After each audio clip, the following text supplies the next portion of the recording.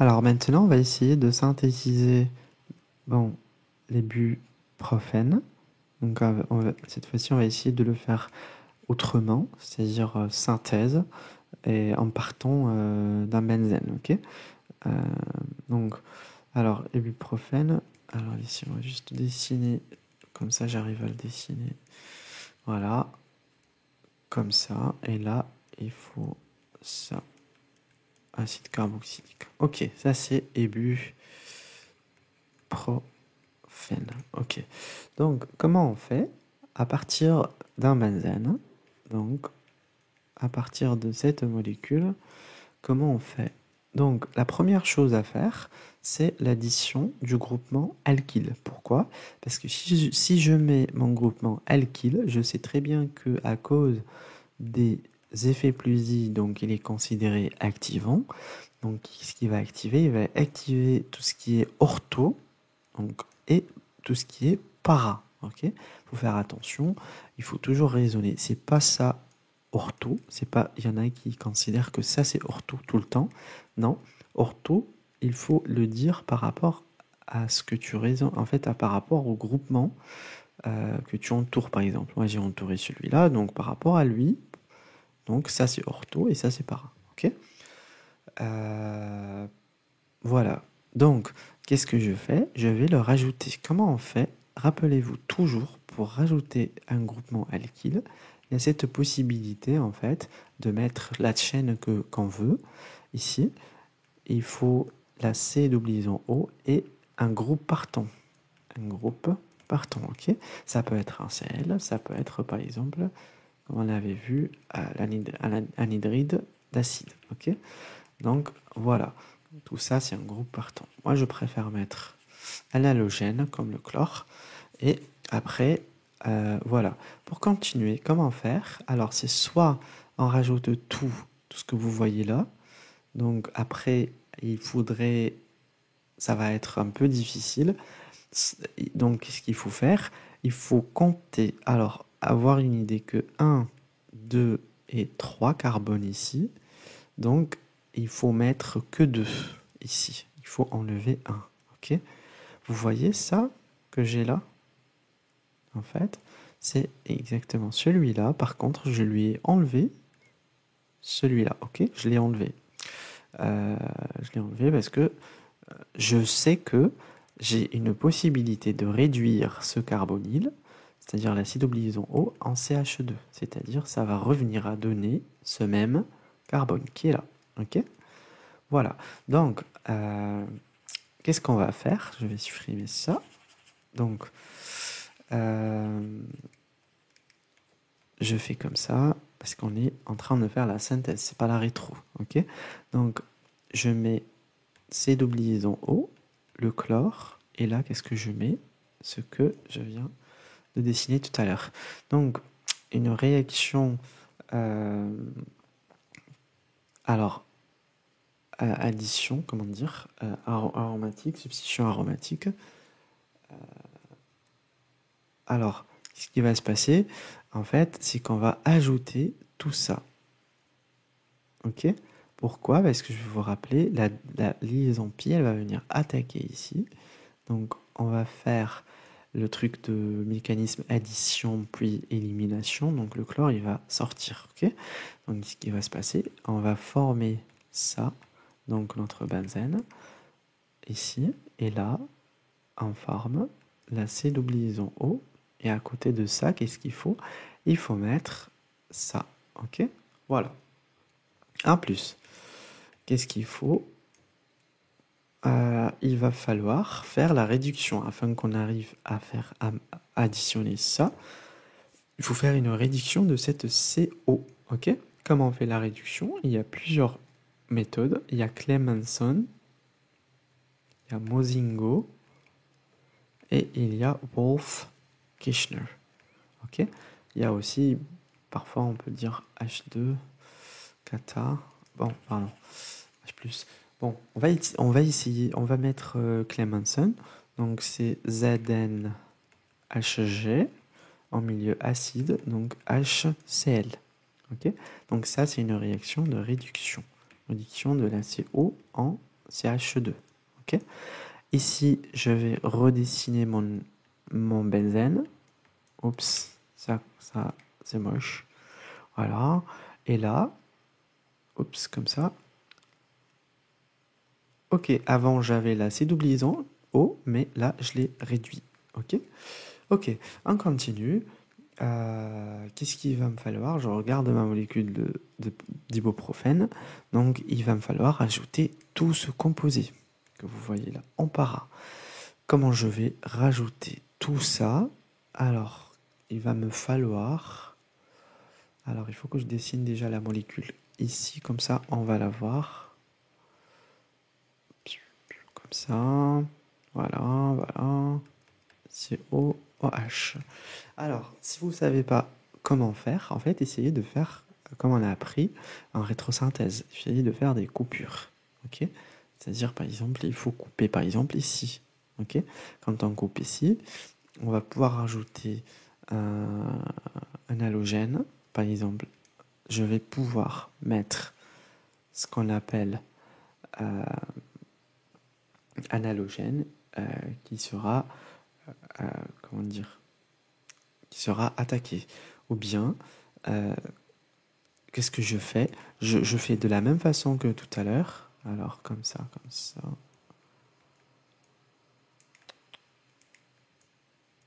Voilà. Je fais de la même façon, c'est-à-dire il faut que je rajoute. Je néglige ça pour l'instant. Qu'est-ce qu'il faut que je rajoute? Je ne rajoute que ça. Ok? Je ne rajoute que ça pour l'instant. Comme ça. Ok? Comment je peux rajouter ça? De la même façon que tout à l'heure. Donc je vais utiliser la CO toujours pour alkylation, rajouter une chaîne alkyle. On peut utiliser ça. Je mets un chlore. Et là, j'ai combien de carbone? J'ai 1 et j'ai 2. Et moi, il me faut juste un seul ici. Ok? Ok. Donc, ce qui va se passer, donc il y a la liaison pi qui va venir attaquer ici. On fait addition-élimination. Et on va former ce que vous voyez là. Comme ça. Ok. Et là, en bas, on forme ça. Alors, il y a ça en blanc, déjà. C'est celui que vous voyez là.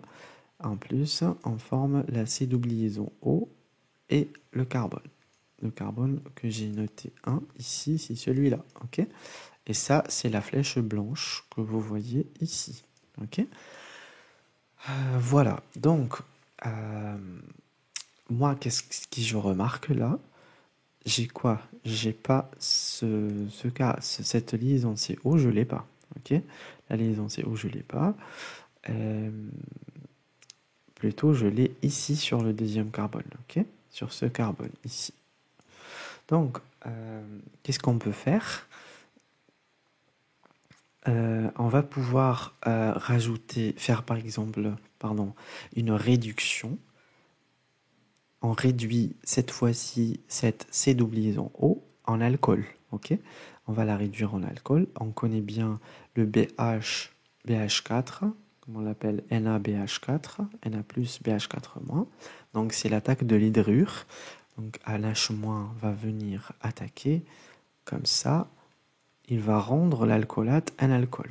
La C double liaison O un alcool. Donc on va former notre alcool. Vous voyez là, on n'a pas fait une réduction. C'est comment dire, CH2. Ok, on a fait une réduction vers l'alcool pour donner un alcool, pour obtenir un alcool. Voilà, comme ça. Ok, voilà. Là, j'ai obtenu mon alcool. C'est-à-dire toute cette partie là, je l'ai pas encore. Ici, j'ai un alcool. Ok, voilà. Alors, je vais le mettre en blanc, comme ça, on arrive à voir qu'est-ce que j'ai. C'est exactement ça, ok? Voilà. Donc, maintenant, alors, à partir d'un alcool, qu'est-ce qu'on va pouvoir faire? On va pouvoir passer à... Alors, à partir, excusez-moi, de ça, d'un alcool, comment on fait pour passer à un chlore, par exemple, ou un halogène? et il faut SOCl2. Ok, rappelez-vous, on met SOCl2 ici et on va former comme ça, un chlore. Ok, ça c'est notre chlore qu'on vient d'additionner.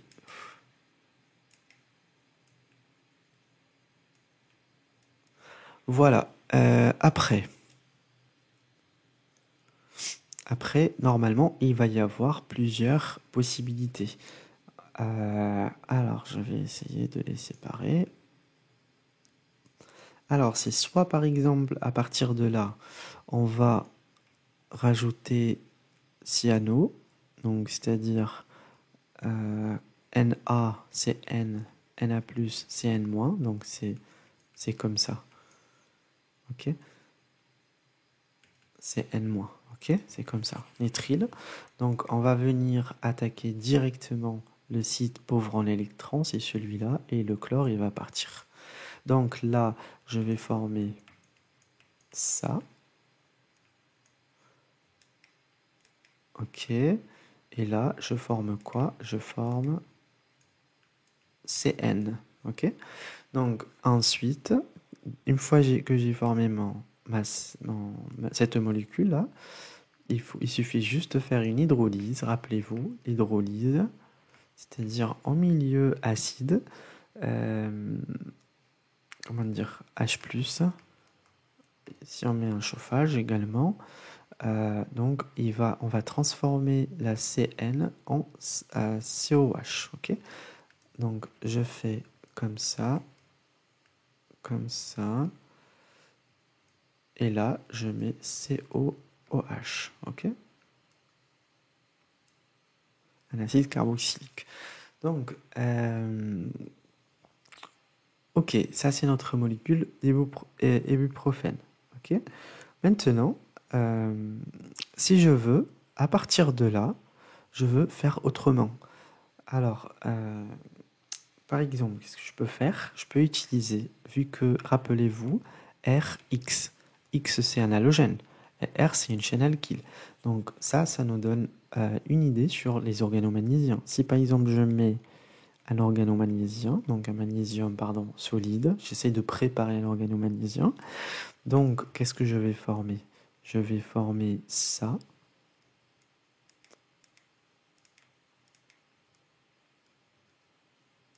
Voilà. Et là, j'aurai... alors, qu'est-ce qu'on fait? On va insérer... Le magnésium, il vient s'insérer ici, MgCl. Okay, donc, qu'est-ce qu'il va former? Donc, il va agir comme soit nucléophile, soit base, ça dépend. Donc ici, il va agir comme une base. Okay, donc, ce que vous voyez là, donc il va tomber ici sur ce carbone, il sera chargé négativement, et c'est ce carbone qui va aller attaquer, genre jouer le rôle de nucléophile. Ok, si par exemple on va attaquer un carbone électrophile. Donc, qu'est-ce que je fais? Donc, je vais venir rajouter mon, comment dire, ma C-O, ma CO2, pardon, mon CO2. Voilà, ça c'est CO2. CO2, ça donne, rappelez-vous, ça donne l'acide carboxylique. Si on attaque CO2, comme ça, CO2, ça va nous donner l'acide carboxylique. Comment on fait? En fait, ça vient là, on prend, on attaque. Piu. Ok. Donc, qu'est-ce que ça va donner? Ça va donner exactement la même molécule que vous voyez là. Ok. C'est vrai que ça donne un carboxylate parce que les organomagnésiens, donc c'est un milieu basique, donc comme ça. Donc il faut une autre étape en fait pour rendre cet alcoolate alcool. Donc il faut H2O et voilà, ça le rend OH. Ok. Voilà.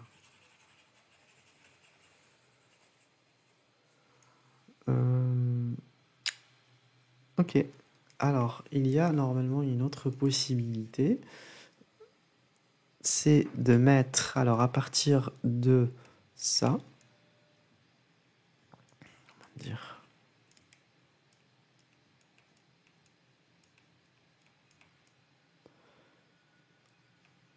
Donc à partir de notre alcool, par exemple, tout à l'heure on faisait tout à partir du chlore.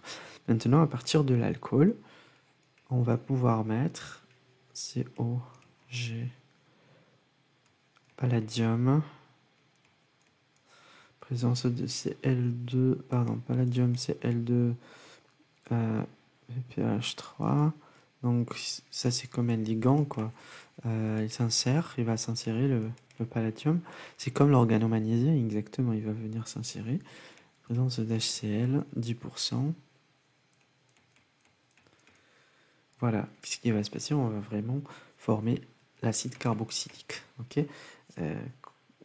Alors je ne vais pas entrer dans le détail, mais ce que je sais, c'est que on va transformer, comment dire, alors en présence d'HCl, donc on peut transformer le OH que vous voyez là en chlore. Ensuite, en présence de monoxyde de carbone, pardon, avant, il faut mettre le palladium. Donc en présence de palladium, en fait, il est comme le magnésium, il va venir s'insérer ici, entre, voilà, comme ça, palladium, chlore. Il va venir s'insérer ici. En plus, après, pardon, pour le monoxyde de carbone, donc ce que vous voyez là, le gaz, donc il va en fait, c'est en fait comme ça. C'est un carbonyle qui va se former. Donc j'ai ça et ça. Alors, ça c'est R. Pareil, ça c'est R. Là, j'ai PDCl. Et là, il faut que j'ai un carbonyle. Ok. Donc le carbonyle, en fait, il n'est pas comme ça. Comment dire? Et il vient en fait se mettre entre le PDCl et le reste de ma chaîne. Donc il faut que je le mette ici. Pardon. Alors, attendez, j'ai fait une bêtise. Alors, j'ai ça et ça, PDCl, et j'ai ça. Donc, ce qu'il va me falloir, carbone, un carbone. Alors, un carbone attaché à un oxygène, donc ça c'est mon carbonyle. En plus, voilà, il va me falloir ça. Et ça c'est ce que je vous ai dit. Ok, donc voilà. Donc après, il faut juste mettre H2O pour obtenir l'acide carboxylique.